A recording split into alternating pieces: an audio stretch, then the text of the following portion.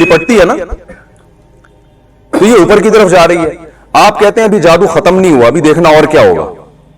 کچھ دنوں کے بعد اس میں خوبصورت پھول نکلنا شروع ہو گئے, اور حیران ہو رہا ہے یار یہ کیا مذاق ہے بھائی, پھول نکل رہے ہیں. کہہ رہے ہیں بھائی ابھی دیکھو منتر, ٹھیک ہے, وہ ہوتا کیا ہے, اس پھول سے کیا ہو رہا ہے کہ وہ پھول تتلیوں کو, پرندوں کو اپنی طرف مائل کر رہا ہے. مائل کرنے سے کیا ہوتا ہے کہ نر اور مادہ جو ذرے ہیں ان کا ملاپ ہو جاتا ہے. وہ تتلیوں کے ٹانگوں سے چپک جاتے ہیں نا وہ ذرے, جب وہ ملاپ ہوتا ہے تتلیوں کے فرشتوں کو بھی خبر نہیں ہوتی کہ ہمارے ذریعے سے کیا کام لیا جا رہا ہے. وہ تو پھول کے حسن و جمال اور اس کی خوبصورتی کو دیکھ کر آتی ہے اس کی طرف. لیکن ایسا سسٹم جنگل میں ایسے سافٹ ویئر انسٹال کر دیے گئے کہ سارے کام آٹومیٹیکلی ہو رہے ہیں. تتلیاں اپنا کام کر رہی ہیں, مکھیاں اپنا کام کر رہی ہیں, لیکن قدرت ان سے کوئی اور کام لے رہی ہے جو انسان کو بھی نہیں پتا کہ ہو کیا رہا ہے. پھر جناب اس میں نیچے آہستہ آہستہ کیا پھل پیدا ہونا شروع ہو گیا.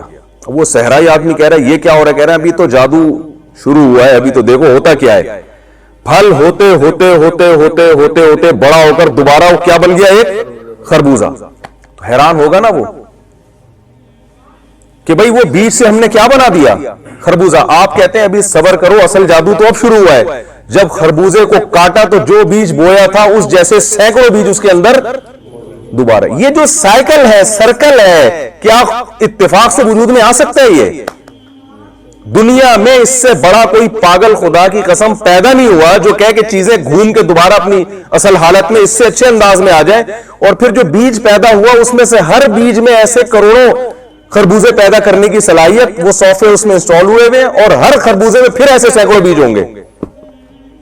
میں نے کہا یہ کوئی صرف ایک خربوزے کی مثال دے دی جائے نا, تو جس میں ذرہ برابر عقل ہوگی وہ کہے گا اللہ کی قسم یہ خود سے پیدا نہیں ہو سکتا. انسان کا پروسیس خربوزے سے کروڑہ گنا زیادہ پیچیدہ ہے. انسان کا جو پروسیس ہے یہ کیسے وجود میں آ گیا بھائی؟ تو پہلے تو اپنے ذہن کو یہ صاف کریں, کلیئر کریں کہ اس کائنات میں ایک نظم و ضبط ہے. الشمس ينبغي لها ان تدرك القمر ولا الليل سابق النهار. سورج, زمین سورج کے گرد, اور چاند جو ہے وہ زمین کے گرد, اور ہر کل فی فلک یسبحون. اللہ فرماتے ہیں ہر ایک اپنے دائرے میں تیر رہا ہے. والقمر قدرناه منازل. چاند کی کیسی ہزاروں سال ہو گئے, چاند کی کیلکولیشن میں کوئی فرق ہی نہیں آ رہا. یہ جو ماہرین فلکیات بتا دیتے ہیں نا کہ 10 سال بعد کس دن کیا تاریخ ہوگی, یہ ماہر فلکیات کا کمال نہیں ہے, یہ چاند کا کمال ہے. دیکھو مجھے ایک بات بتاؤ, آپ کے بارے میں اگر کوئی بتائے کہ میں پہلے سے بتا سکتا ہوں کہ فلاں صاحب جو ہیں 3:05 پہ, یہ جو بھی سفر کے لیے نکلے ہیں تو 3:05 پہ یہ وہاں ہوں گے, تو یہ بتانے والے کا کمال نہیں ہے, یہ آپ کی ٹائم کی پابندی کی علامت ہے. آپ کا شیڈول ایسا زبردست ہے کہ لوگ آپ کے بارے میں پہلے سے بتا دیتے ہیں کہ یہ ٹائم کی خلاف ورزی نہیں کرتا. تو یہ جو سائنسدان بتا دیتے ہیں نا کہ 20 سال بعد فلاں سورج گرہن ہوگا, چاند گرہن ہوگا, اور کیا تاریخ ہوگی, کیا دن ہوگا, تو یہ سائنسدانوں کا کمال نہیں ہے, یہ سورج اور چاند کی ایکوریسی ہے. یہ اس کا کمال ہے کہ وہ ہزاروں لاکھوں سال ہو گئے, وہ اپنے ٹائم سے ذرہ برابر بھی ہٹنے کے لیے تیار نہیں ہے. اتنی ایکوریسی یہ اتفاق سے وجود میں آ گئی بھائی. اتنا ایندھن سورج خارج کر رہا ہے, اتنا ایندھن, کہاں سے اس میں یہ ایندھن بھرا جا رہا ہے اور کہاں سے یہ گیسیں خارج ہو رہی ہیں, انرجی لگتی ہے نا, یہ انرجی کہاں سے آ رہی ہے, یہ اتفاق سے ہو رہی ہے, یہ سب چیزیں اتفاق سے ہو رہی ہیں. کیسا عجیب نظام اللہ نے بنایا. تو اگر یہ کائنات میرے بھائی اس میں نظم و ضبط نہ ہوتا تو یہ اتفاق سے وجود میں آتی, اور ہمیں اس کی ریزن تلاش کرنے کی ضرورت, بولو بھائی, نہیں پڑی. لیکن اب اس کائنات کی مینجمنٹ کو دیکھتے ہیں, اور قرآن بار بار چیلنج کرتا ہے ذالک تقدیر, ذالک تقدیر. یہ اندازہ ہے تقدیر کا, آج کی زبان میں ترجمہ مینجمنٹ. یہ اندازے ہیں, یہ خود بخود نہیں ہے, یہ ایک کیلکولیشن ہے. العزیز ایسے بادشاہ کی کیلکولیشن ہے جو غالب ہے, جس طرح سے چاہے نظام کو چلا سکتا ہے. العلیم, اور علم بھی رکھتا ہے, وہ اسے پتا ہے کہ کس چیز کو کیسا بنانا ہے. دیکھیں, 2 چیزیں چاہیے ہوتی ہیں جب بھی آپ کسی پروجیکٹ پہ کام کرتے ہیں, تو آپ کے پاس 2 قسم کی 2 صفات آپ کے پاس ہونا ضروری ہے. پہلی صفت, آپ کام لینا, آپ کے پاس پاور ہو. طاقت ہو نا کہ مزدوروں سے کام لے سکتے ہو. بھائی آپ بہت بڑے انجینئر ہیں لیکن آپ کی چلتی نہیں ہے. آپ کو کوئی پروجیکٹ دیا گیا کہ یار یہ فیکٹری بنا دو, یہ اسکول بنا دو, یہ پروجیکٹ ہے, یہ سڑک بنا دو. آپ مزدوروں سے کہہ رہے ہیں یار یہ کام کر دو, کہہ رہے ہیں سر میرے پیٹ میں درد ہے, آج میں چھٹی پہ جاؤں گا, آج میں نہیں کروں گا. وہ کوئی بات سن نہیں رہا. تو آپ کتنے بڑے انجینئر ہو, آپ کام کروا سکتے ہیں؟ یا حکومت نے آپ کو اختیارات ہی بہت محدود دیے ہوں, آپ کام نہیں کروا سکتے؟ تو کام تبھی جتنے جو انجینئر ہیں یہ یا ٹھیکیدار ہیں یہ حکومتوں سے رابطہ کرتے ہیں, علاقے کے ناظم کو کچھ کھلائیں گے کچھ, تاکہ اختیارات بڑھیں ہمارے, ہم کام کر سکیں. دوسری چیز ہے جو کام آپ کر رہے ہو اس کام میں بھی آپ کو مہارت ہونی چاہیے. یہی وجہ ہے کہ محلے کا دادا کتنا ہی بڑا کیوں نہ ہو, آپ اسے پروجیکٹ نہیں دیتے, چاہے وہ کتنا بڑا دہشت گرد ہو. بھائی پاور تو ہے تیرے پاس لیکن تجھے اس کام کی صلاحیت نہیں ہے. تو اللہ فرماتے ہیں کہ اس کائنات میں جو تمہیں نظم و ضبط نظر آ رہا ہے, اور اس کائنات میں احسن کل شیء خلقہ ثم ہدی, جس چیز کو جیسا بنانا چاہیے تھا بالکل ویسا ہی بنایا ہے, اور اس کو پھر اس کے نیچر کے راستے پر میں نے چلا دیا ہے. تو یہ جو مینجمنٹ تمہیں نظر آ رہی ہے یہ اس کی علامت ہے کہ اس کو نمبر 1 کسی نے بنایا ہے, نمبر 2 جس نے بنایا ہے وہ بہت طاقتور ہے, یہ کمزور کا کام نہیں ہے, نمبر 3 وہ بڑا زبردست علم رکھتا ہے, اسے پتا ہے کس چیز کو کیسا بنانا چاہیے تھا. شیر کی خوراک اللہ نے گوشت رکھ دی ہے تو اس کو دانت اسی حساب سے دیے ہیں. بکری کی خوراک اللہ نے گھاس رکھ دی ہے, اس کے دانت اسی حساب سے دیے. ایسا نہیں کبھی کائنات میں ہوا کہ جو گھاس کھانے والا جانور ہے اسے چیر پھاڑ کی صلاحیت دے دی ہو, اور جو گوشت کھانے والے جانور ہیں انہیں منمنانے کی اور ہنہنانے کی صلاحیت دے دی ہو اللہ نے. کبھی ہوا ایسا؟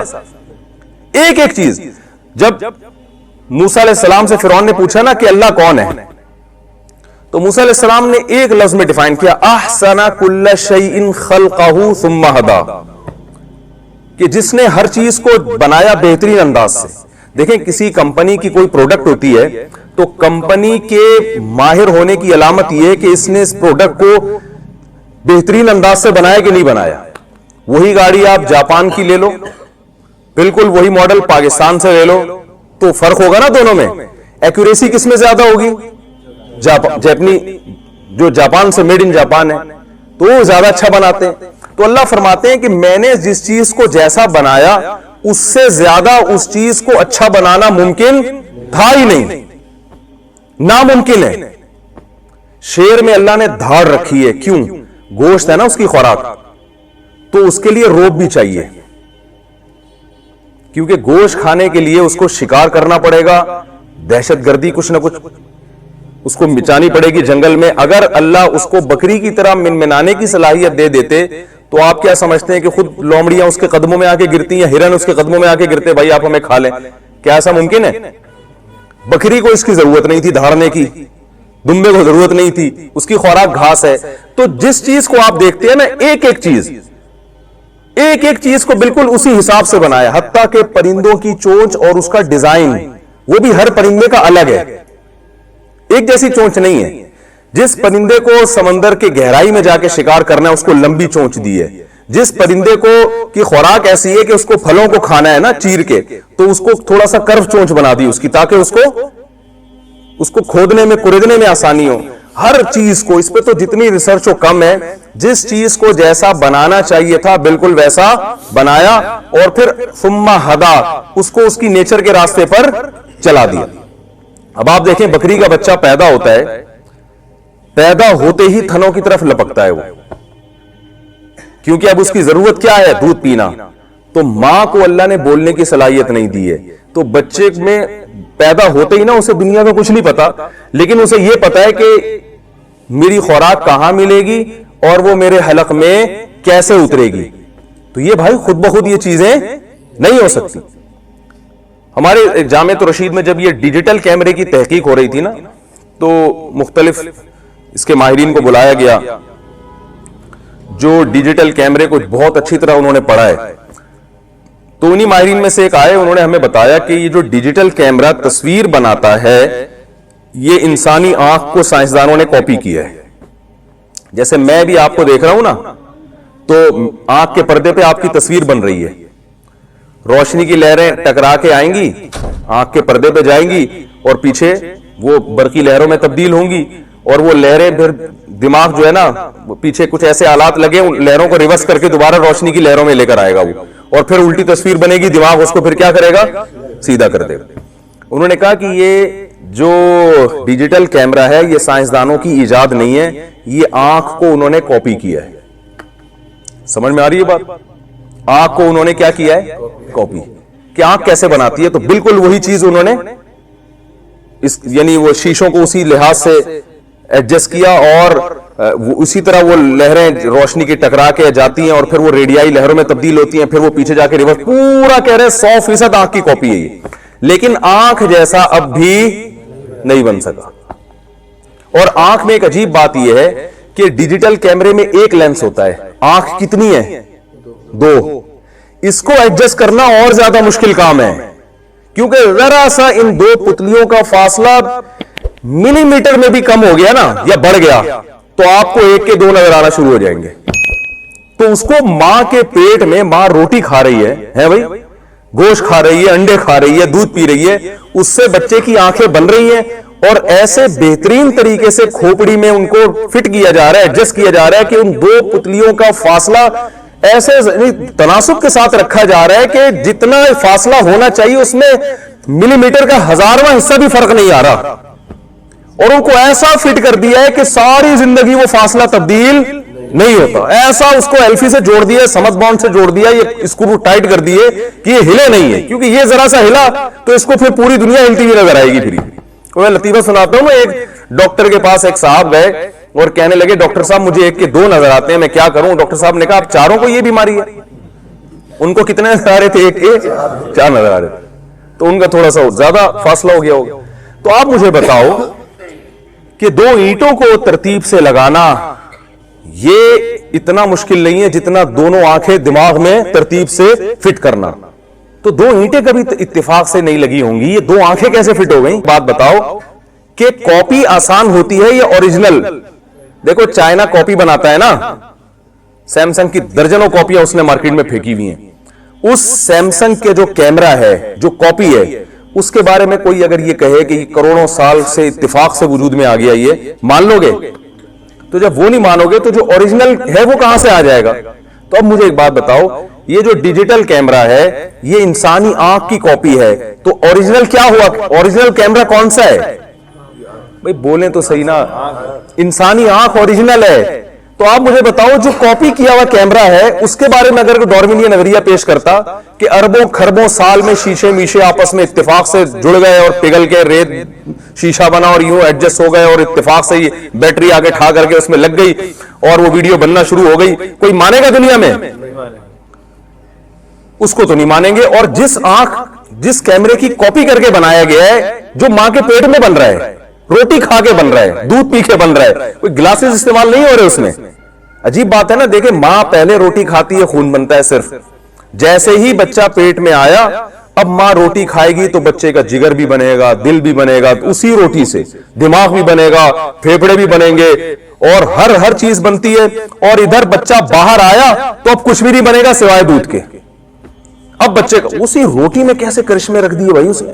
جب چاہتا ہے اس روٹی سے بچے کی آنکھ بناتا ہے, جب چاہتا ہے اس روٹی سے بچے کے بال بنا دیتا ہے, جب چاہتا ہے اس روٹی سے ناخن بنا دیتا ہے, جب چاہتا ہے اس سے ہڈیاں بنا دیتا ہے, اور جب ضرورت نہیں رہتی تو اب بچے کے لیے دودھ بناتا ہے اور دودھ بنا کے اس کو ماں کی چھاتیوں میں پہنچا دیتا ہے. اور بچہ جب پیدا ہوتا ہے, قرآن کہتا ہے لا تعلمون شیئا, تمہیں کچھ بھی نہیں پتا ہوتا ہے جب تم پیدا ہوئے ہو, لیکن اسے یہ پتا چل جاتا ہے کہ دودھ کہاں سے ملے گا اور کیسے میرے حلق میں اترے گا. فوراً بچہ پیدا ہوتا ہی ماں کی چھاتیوں کی طرف لپکتا ہے. وہ بھائی یہ اتفاق سے نہیں ہو سکتا. اب میں آپ کو ایک بات کہتا ہوں کہ سائنسدان ڈیجیٹل کیمرے کے بارے میں تو نہیں کہتے کہ یہ اتفاق سے وجود میں آیا ہے, لیکن اپنے بارے میں کہہ دیتے ہیں کہ ہم اتفاق سے وجود میں آئے ہیں. وجہ پتہ ہے کیا ہے اس کی؟ وجہ ہے بھائی نہیں معلوم نا. اس کی وجہ یہ ہے کہ اس کے خالق وہ خود ہیں, سمجھ رہے ہیں؟ اور جب خود کوئی چیز بناتے ہیں تو اس پہ اٹھنے والے سوالات کے ان کے پاس جواب ہیں, لیکن جب اپنے بارے میں یہ کہیں گے ہمیں کسی نے بنایا ہے تو پھر ایسے ایسے سوالات اٹھیں گے کہ جن کا جواب دیتے دیتے بالآخر ان کو مذہب کو ماننا پڑے گا. مذہب کو ماننے کے نتیجے میں علماء کو ماننا پڑے گا, پیغمبروں کو ماننا پڑے گا, پیغمبروں کو ماننے کے نتیجے میں شراب حرام ہو جائے گی, زنا حرام ہو جائے گا, نائٹ کلب حرام ہو جائے گا, شرک حرام